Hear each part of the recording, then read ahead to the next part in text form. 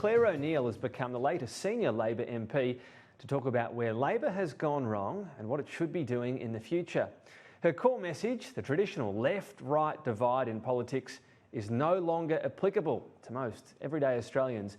It's not really a major revelation. The dwindling membership, for one, of political parties over the decades is proof that our parties are increasingly niche in terms of full-throated support.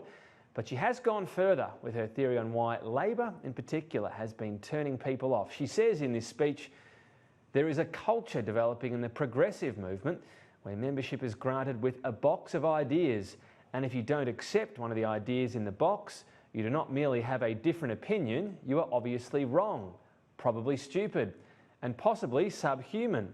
Not everyone with a concern about the immigration rate is a bigot. Not everyone with a hesitation about changing gender roles is sexist. Not every social change is inarguably a good one. This is the message she's giving today. Some Labor MPs have noted privately this message, stop trying to define anyone with a different thought on some key issues effectively as the enemy, or worse, is not exactly in keeping with a book she co-authored back in 2015. Perhaps she's gone on her own journey since that time.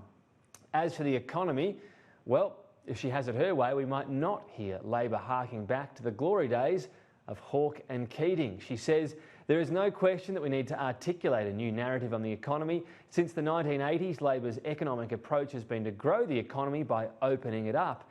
With a fair labour market and a good education system, all boats would rise together. That worked for 30 years. Today, that model is broken. For the first time, our country is getting richer, but ordinary families are going backwards. So another set of ideas out there now, ahead of the official review of Labor's electoral performance that is handed down next week. It might seem for some to be overkill on Labor analysis, self-analysis, or over-flourishing, as O'Neil says in her speech. But Sky News understands that leader Anthony Albanese is comfortable with the ideas being put out there, and this speech as well was cleared by the leader's office. So the values and principles are being debated at the moment. Other speeches given, of course, by Richard Marles, amongst others. Anthony Albanese giving his own this week. We'll see what policies they do turn into in the new year.